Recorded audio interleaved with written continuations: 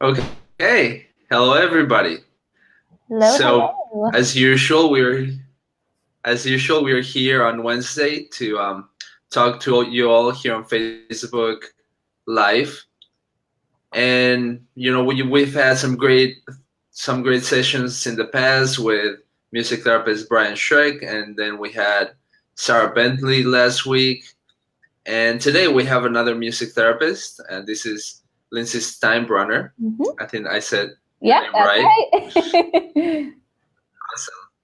And she's a music therapist over at Dayton Children's Hospital. So we're just gonna talk about what she does, how the music therapy program over there looks like, and how we support some of their music therapy.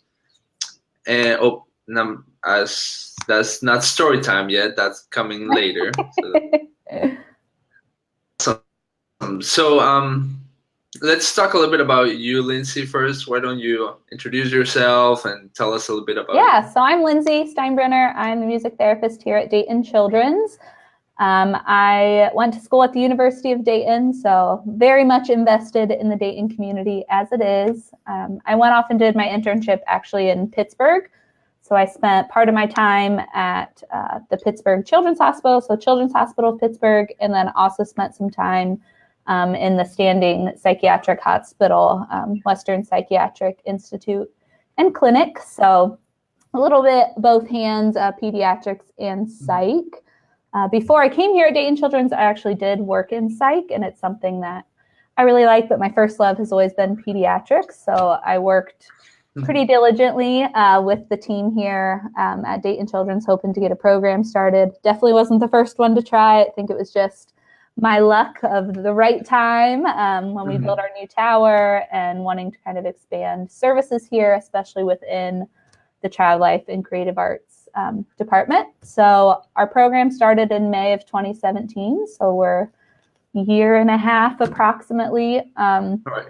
old, and I just love it. I love what I do.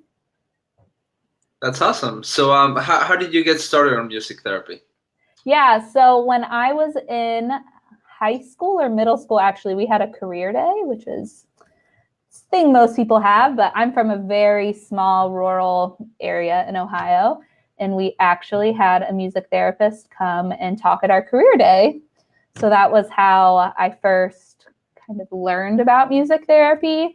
I knew I always wanted to be in a helping field. My mom's a nurse, but I also had this passion for music. So when I heard about the career of music therapy, I was like, oh my gosh, this is kind of a perfect fit. From Yeah. there, that was kind of in the back of my mind. And then when it came, to junior, senior year, where you're like, oh man, I have to decide what I want to do for the rest of my life. I looked into music therapy more and decided that that was the path I wanted to go. Oh, that's awesome. Now, what's your main instrument or instruments? Yeah, so I was a vocal major in college, but I also took piano lessons from elementary on, so pretty proficient in piano. Here at the hospital, definitely though, my main instrument is guitar, mostly because it's the most portable instrument. It's a little harder to carry a keyboard around, um, Yeah. harder having to always use the elevators. So usually guitar is always strapped to my back. So those are kind of my three main: voice, guitar, piano. I play a little bit of flute. I played a middle school band, so I can play a little bit, but and with Right. school we have to take a lot of kind of proficiency in college. So I can dabble on a couple of different instruments, but I wouldn't say I can play them. Awesome. All right. So, you already started talking a little bit about what you do at Dayton. You play guitar. You do all kinds of stuff, and we actually just heard from you guys about all the different patients that you've been seeing in this year. So, but can you elaborate on what areas you work with and what all you do at Dayton? Yeah. So Dayton Children's is definitely one of the smaller hospitals in Ohio. We have lots of children's hospitals in Ohio, which kind of makes Ohio unique. But we are a smaller hospital, especially in comparison to Cincinnati and even Columbus, which are our two closest hospitals within the region. So I think we're right at around like 170 is our inpatient bed capacity right now. compared to, I think, 300 something in Columbus and 600 something in Cincinnati. So we're definitely much smaller. Right. And even though we are smaller, I still am not able to really get to all of our inpatient units. So I would say that I spend a majority of my time in our hematology and oncology unit, whether that be inpatient, outpatient clinic, or infusion center. I spend a lot of my time in what's called our transitional care unit here, which is a unit for all of our technology-dependent patients. So those that have had a tracheostomy and are on ventilators and things like that typically have a long stay. A lot of them come as kind of a step down from the NICU, and they come to that unit as we train parents to be able to bring their little babies home, which is always great to be a part of that process. So those are definitely the two units I spend the most time in. And then our pediatric ICU is kind of intermixed with those because sometimes we have those kids that might float down to the ICU. So that's where I spend most of my focus. I do see our general pediatric patients, our patients that are in for maybe psychiatric or behavioral concerns, but not as frequently am I on those units just because the need is greater in some other places throughout the hospital. And right now I'm not too much into the neonatal intensive care unit, mostly just because I don't have the time. So a lot of times when I am up there, I know you guys had talked to Brian Schreck, I'm doing a lot of bereavement, heartbeat recording, things like that right now in the NICU. So definitely focus my time a lot more on those chronic, long-term new diagnosis kids. Definitely. Now, are you full-time or how many? I am full-time. So when I started last May, it was just a part-time position. So we were at 24 hours a week. So I was here 3 days a week. Luckily, the hospital has really rallied around the program. And in addition to SAMSPAN, some other donors in the area have really rallied around our program. So in February of this year of 2018, I went up to 32 hours a week. And then this July, I'm officially up to 40 hours a week. So it's great. I thought when I get to 40 hours a week, I'm going to have so much time to see so many patients. And I'm still like, I don't have time to see everybody. So It's been great being up to 40 hours, though. I definitely feel that I'm able to spend more quality time on different units and building relationships with not only my patient and families, but the staff on those units, which is something that I find really important, is making sure I have a good relationship for the care team that is caring for the child to be able to communicate different information and things like that. So it's been really nice in being able to build relationships being here 5 days a week. Yeah, that's awesome. Now you're the only music therapist at Dayton, right? That is correct. But do you work with other people? Do you have a team at Dayton that you work closely with? Yeah, so I'm underneath the child life department umbrella. So my manager is a child life specialist. So they're kind of my immediate team. I do a lot of co-treating and talking with the child life specialist. We share an office space. We see a lot of the same kids. They're also a great resource for me because I can't know what's going on all the units.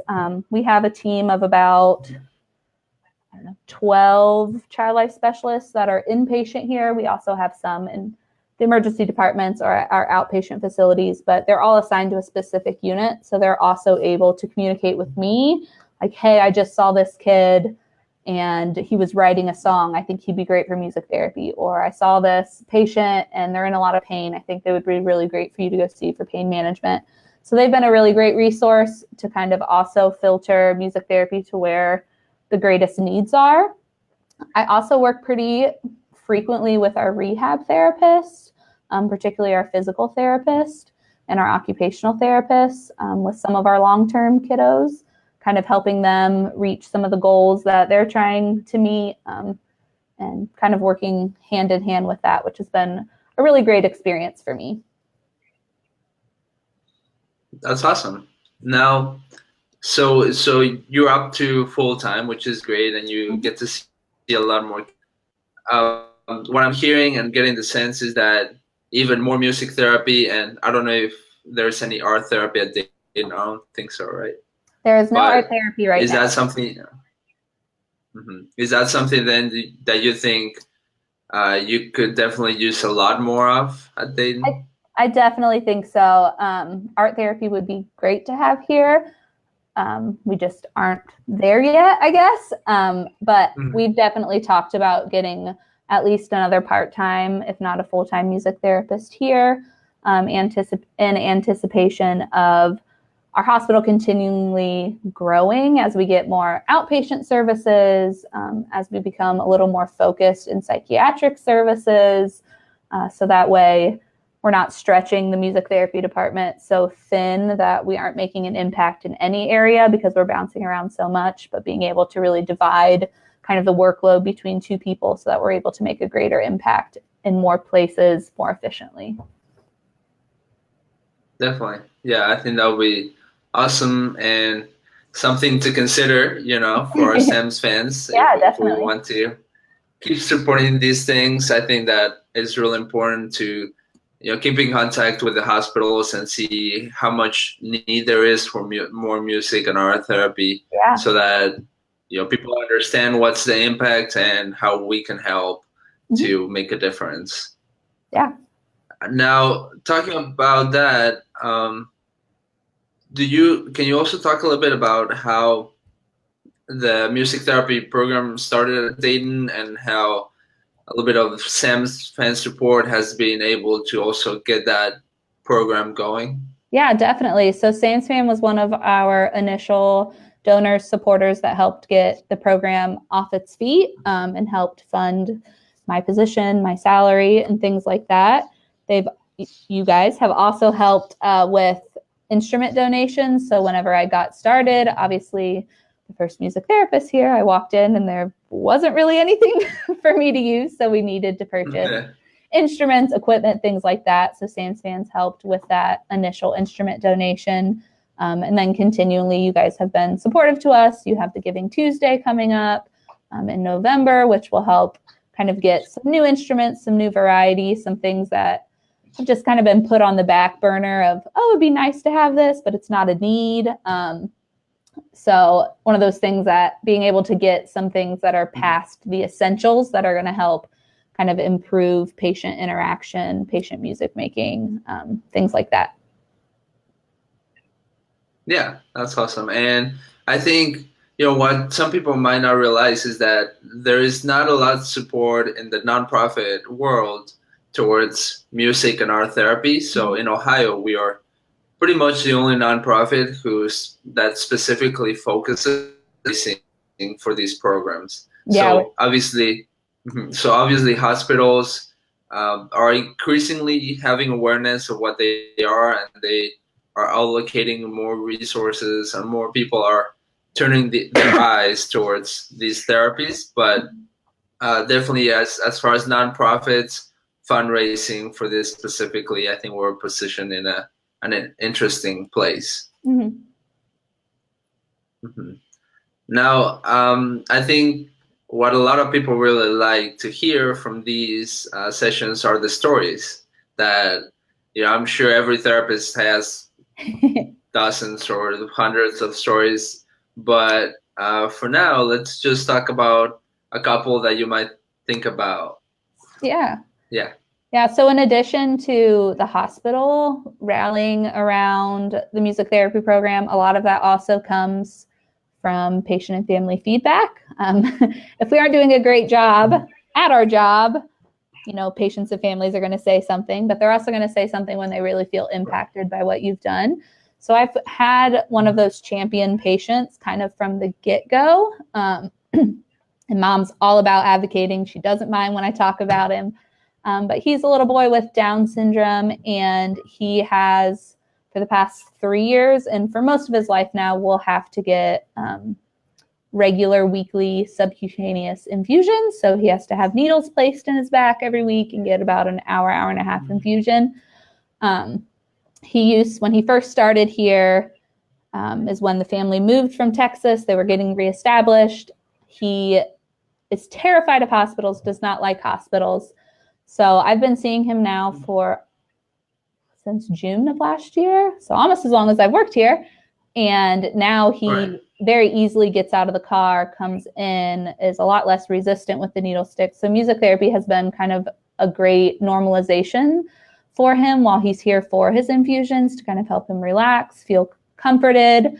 It's also, I think, almost been more beneficial for mom when coming in and she doesn't have this anxiety of, okay, we're coming to the hospital. It's going to be this big to do because he doesn't like to be here. She doesn't like, that this has to happen, but it's what has to happen for him.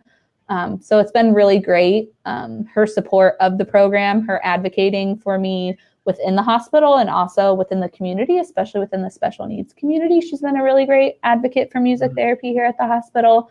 And he will always just have a special place in my heart. So he's definitely one patient that has made a great impact on the music therapy program and the hospital's perception of the program.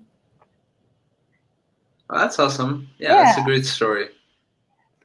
Awesome. Then, so that's one. Do you have another one for us? I do. Let's see. I can talk about, I have a patient that had a hard time kind of expressing herself, especially in teenagers. It's pretty often. So one thing that's been really beneficial for a lot of my teens has been using songs as a way to discuss how they're feeling. So whether that means picking songs that kind of express how they're feeling, but for her, it then progressed on to her being able to talk about how she was feeling through journaling. So we got her started with journaling. She talked a lot about how she just didn't know how she was feeling. So we got her in journaling. And then from that, we were able to turn her journaling into a song. So it was a great way for her to kind of communicate not only with staff, but also with family, kind of how she was feeling. And she was super proud of the product, even shared it with some fellow teens on the unit one day when we were just kind of hanging out in one of the activity centers, painting and chatting. She asked to share the song with them. And it became a great connection as well for her to connect with some of the teens that were also going through some sort of treatment, whether that be for a cancer diagnosis or sickle cell disease, something like that. They all came together and were kind of able to relate to one another on some of the words that she had put in there. So I think it was a great way for her to express herself, but also a great way for her to connect with other patients and realize that she wasn't alone, even though she knows she's not alone in her fight. She knows there's other kids that are going through a lot of the same things, but this was something that was really tangible in the moment. And I think she felt really proud that she was able to maybe help someone else express something as well. Yeah, that's pretty awesome. Now, so you said that she started with the journaling and she wrote the words. For the music, was that mainly you who created all that? Yeah, so it was a little bit of hand in hand. So I gave her lots of options and then we went from there. So she had the option of what instruments do you want in the background? Do you want it to be guitar, piano? Do you want the song to be sung? Do you want any of the song to be rapped? She chose for like the bridge of the song, she spoke it. She didn't want it sung. She wanted it to stand out. So she spoke that part. I gave her I played it a couple different ways. And let her kind of pick what style she wanted.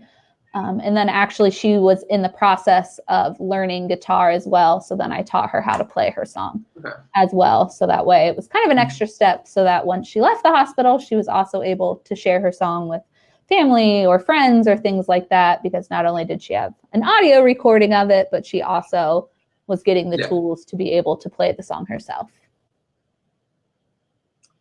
Yeah, that's pretty awesome. So you actually recorded the song? Yes, yeah. I definitely do a lot of recording, especially with my teenagers. I find it really important as well in kind of legacy building work, where kids with some severe diagnoses, sometimes we don't know what their outcome is going to be.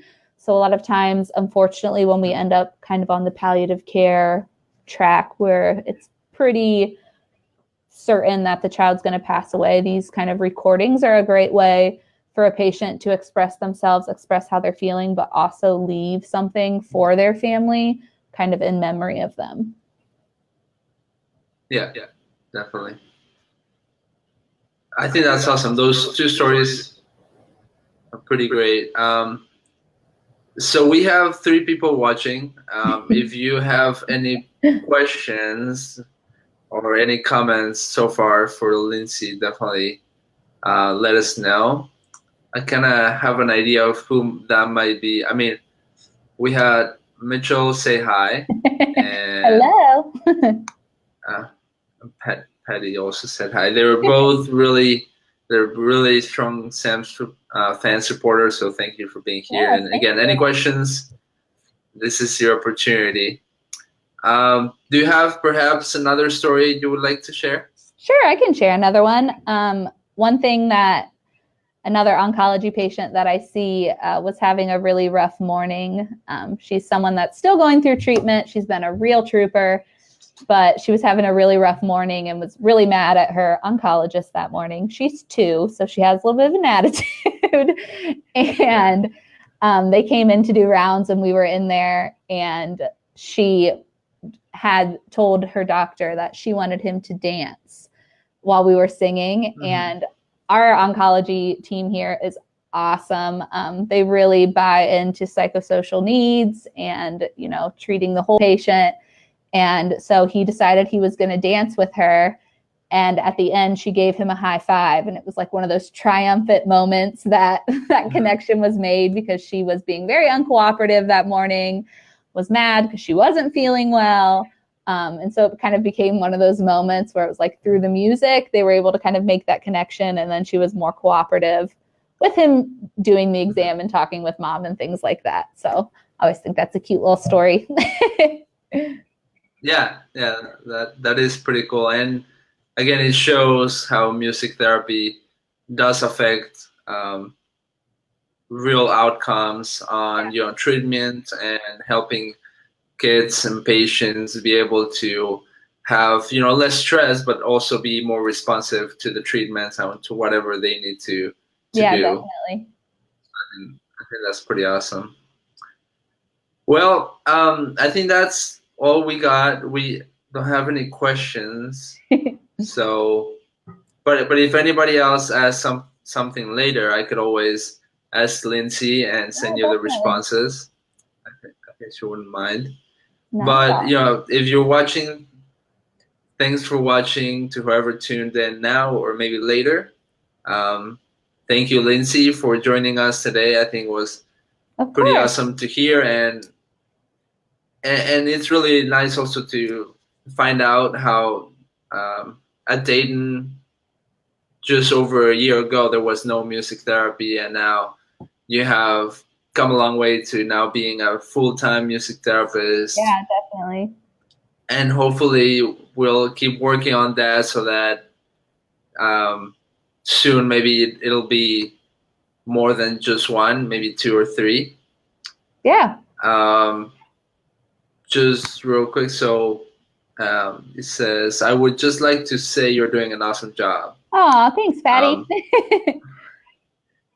So she's actually Nikki's mom. Oh, okay. Yeah, nice to informally meet you. Right. Yeah. She always watches, so thanks for watching. Yeah. Awesome. So again, any questions, let us know. This is a cousin of mine. She just says, it's amazing. Congratulations. Oh, thank you. And without further ado, I think this was a pretty good session. So thank you. Of course. Thanks so much. And remember to tune in next week. So this time, usually it's at 3 p.m. This one was 11. We'll let you know next week when we have it, and hopefully you can tune in to hear Stuck. We are going to talk to an art therapist next week. Awesome. So definitely a little bit of a shift so you can learn about art therapy. And again, if you want to support what Lindsey does and what we do as Sam's fans, go to our website and you can subscribe to our mailing list. You can make a donation, and all these donations ultimately go to the music therapists to support their salaries, to buy the supplies that they need to do their work, and so many more things. So go check out our website and tune in next week. All right. Well, thank you, Lindsey, and till next time. Awesome. Bye. Okay.